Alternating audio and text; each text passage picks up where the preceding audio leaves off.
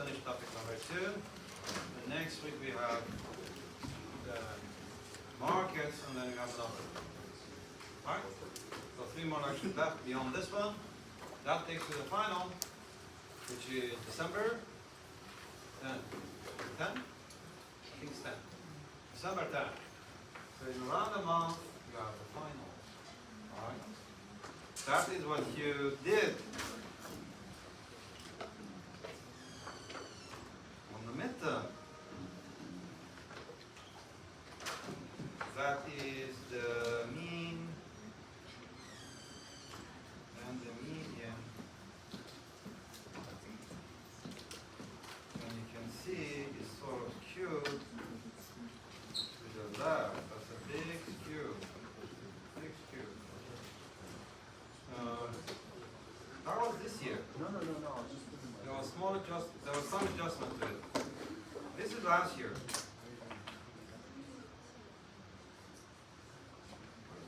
This is my computer going.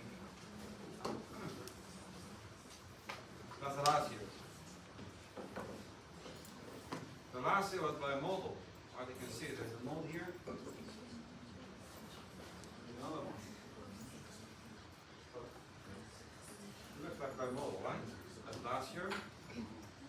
Although not full by model, but sort of like it. This is not by model. Which one is worse? Both are bad. Skewed to the left, that's always what you get. Skewed distribution means there are outliers, right? And that's at the lower end, right? The lowest mark is 7. No comment there. The first quarter is 55. No. So 25% scored below 55. Right? But 25% scored above 86. So it goes both ways, right? What was last year? I think it's sort of like it. I don't think I curved last year. Last year the lowest mark was 4. So you beat this year, last year. But last year we had 27 who missed the midterm. This year we have 49. What happened there? Must be new. Very serious COVID virus, right? 10% getting sick. But that's a big number, right? Must be this anomaly, but missing a midterm, bad idea, right? It's always a bad idea, but 49 is a big number. That's more than 10%, right? Anyway, the midterm, the final, all the tests, there is no surprise there. If you have done it, it looks simple. Easily doable, but if you haven't done it, you cannot do it because there's no multiple choice there. It's basically explain it, graph it, solve it. So the more you practice, the better you will do. That's always the case. Alright? If you haven't done as well as you wanted to, practice more. That's the story, right? You're not going to get surprised. So it's not like, well, I practiced so much, I just missed it. Rarely happens. It may happen, but not as much, right? If you haven't done as well, you haven't practiced enough. And what is enough? Who knows? It's all individual dependent, right? Someone does a couple of hours, that's good enough. Someone does more than that. Not even enough, right? It all depends on how you grasp it, but at the end you have to pull it and solve it, right? The more you do it, the better you get at it. And it's price theory, mathematical approach. The mathematics is part of it. You cannot take that out, right? You cannot basically say, well, let's get rid of the derivative. That doesn't work. That's the course, right? The course is math-oriented micro. It looks like you're doing, say, calculus for engineering, like the foundation course, right? And the application shows up normally in other courses, right? So that's the nature of the course. But you have to learn the mathematics of it. I used to say B02 is the language economists communicate with each other. That's what it is. That's sort of the communication language for economists. That's what it is, right? If you study any economics, you need this one. It sort of shows up somewhere, right? But the course itself, since it's just a half course, you're not going to see as much out of it. You're going to see it in another course. Anyway. Okay, that is this. We'll go to lecture number 8. want to get the supply. This is the profit for the firm. That is what they get. That's the cost of it. So they're going to choose the quantity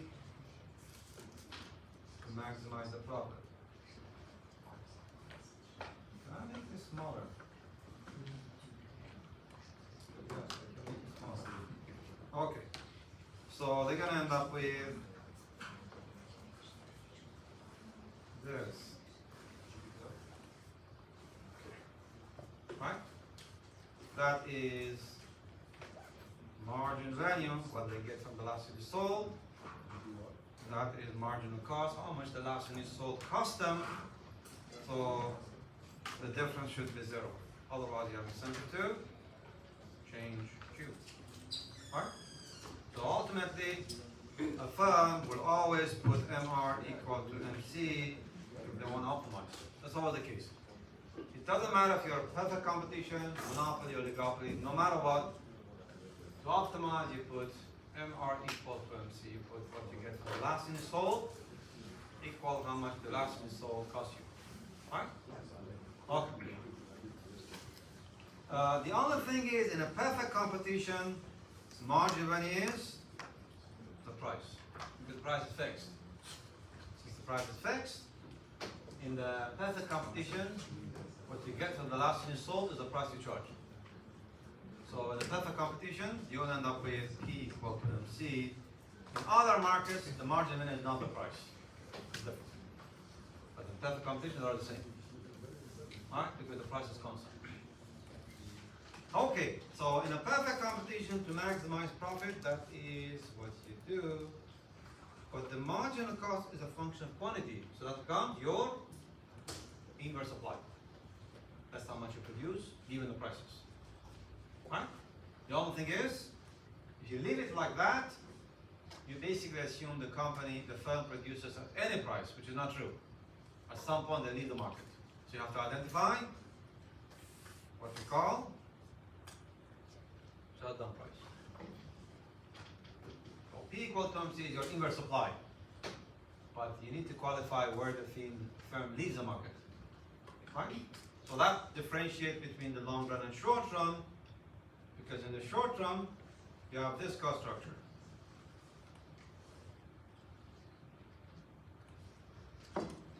That is the average cost. That is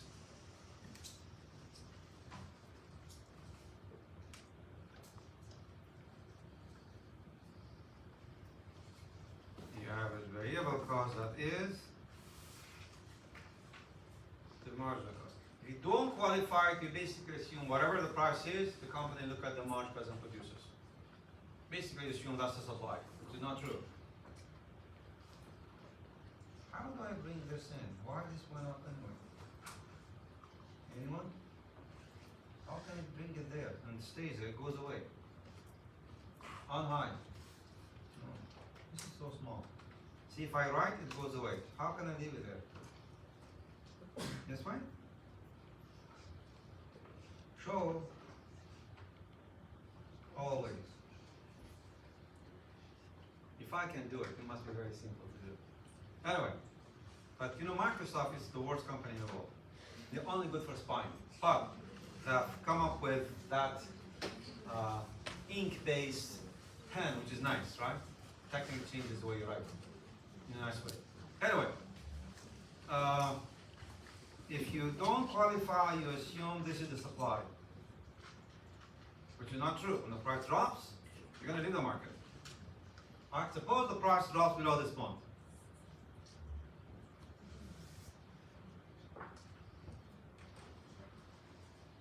You leave the market, you're going to lose money. The price drops below the average cost. Do you leave the market? No, it's a short run. The fixed cost in the short run is sunk. You cannot get it back, so you ignore it. Make sense? You still operate until the price hits this point. That will be your shutdown price. So the supply becomes first one. That's the supply. In the short run, the fixed cost is sunk, ignore it. You don't account for it, you completely ignore it because you cannot get it back, alright? So the shutdown price becomes the lowest point on the average variable cost. Anything to the north, you operate. Anything to the south, you're not going to operate. So to qualify the shutdown price in the short run, you need to put marginal cost equal to the average variable cost. That will give you shutdown quantity, which is this one.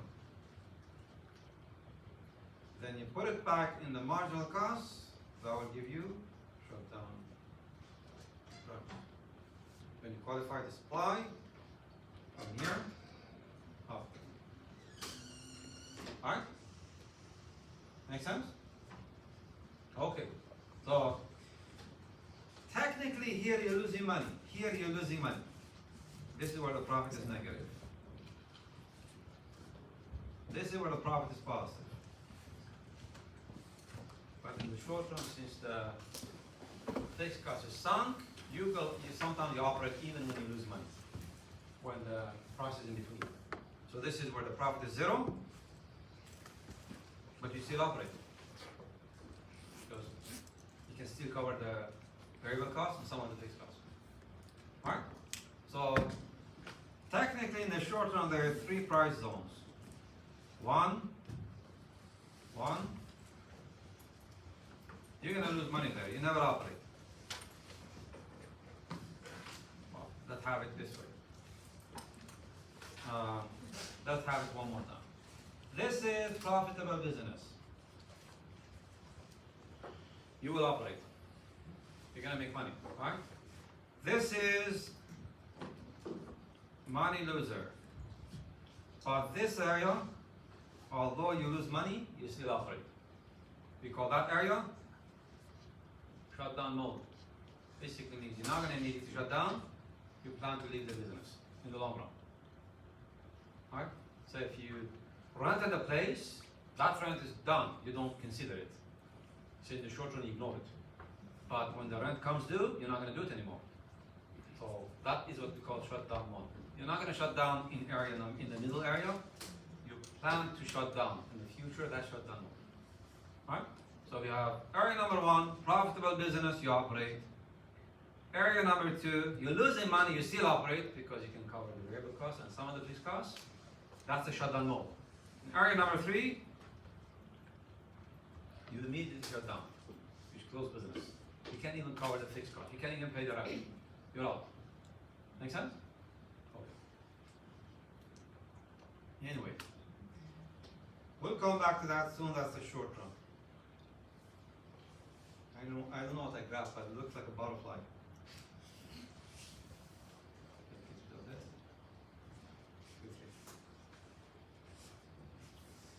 Long run. In the long run, you still put P equal to MC, obviously long run MC. You still qualify the shutdown price, but that's a long run cost structure. There is no fixed cost, it's just an average cost and the marginal cost. So that will become your shutdown price. So what you do, to qualify it, you put AC equal, well, MC equal to AC. That will give you shutdown quantity, you put it back in MC to get shutdown price. So that becomes your supply, that's the supply. The supply happens when the profit is equal or more than zero. If the profit is less than zero, you shut down. But it's just two modes.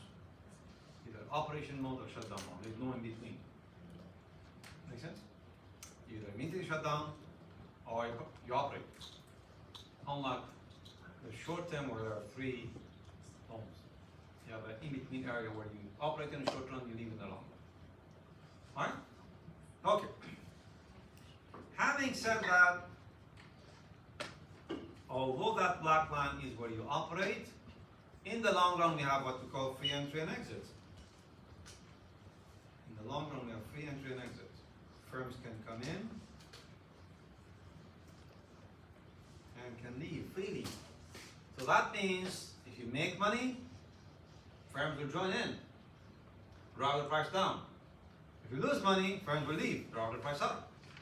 So although you're trying to maximize profit, although this holds, but in the long run equilibrium, in the equilibrium, the profit must be how much? Must be zero. Otherwise the firm will join. Can't be negative either.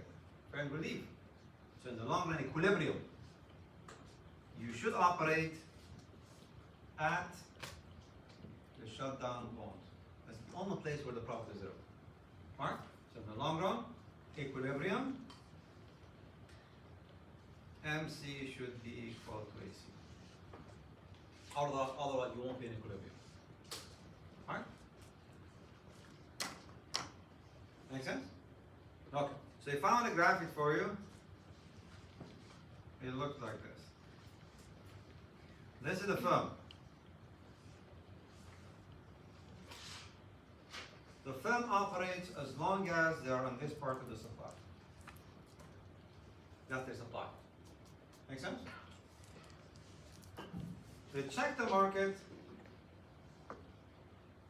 gives them the price. Say the price ends up there. This is how much the demand and the supply in the market is.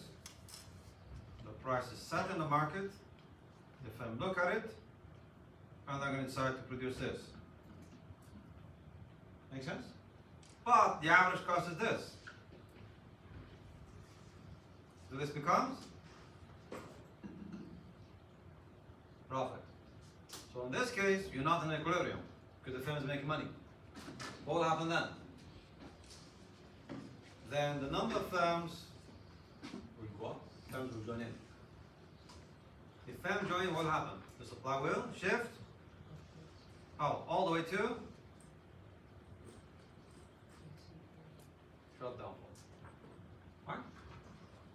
So that is the only long run equilibrium. Anything else is not an equilibrium. Right? So at this point, again, demand and supply should be equal. So you can actually find the number of firms in the equilibrium in the long run, which will be the supply divided by how much each firm produces at the shutdown. The number of firms in the long run is decided in a way that firm operate at the shutdown. If firm are making money, the number of firm goes up. If firms are losing money, the number of firm goes down. That's the supply and demand. Right? Make sense? Okay, we're gonna do numerical question from it. It's just a setup for a time. Right? Okay, anyway. So long run equilibrium, be careful with equilibrium. Equilibrium, that's the equilibrium. You might be in this equilibrium. You might make money, lose money. But in equilibrium, there should be no economic profit, right? For that to happen, the supply shifts in and out, such that you operate at the shutdown price. Because that's the only place where you don't make money, you don't lose money. Right? Okay. Suppose you are in long run equilibrium. You are in equilibrium. And a firm made money.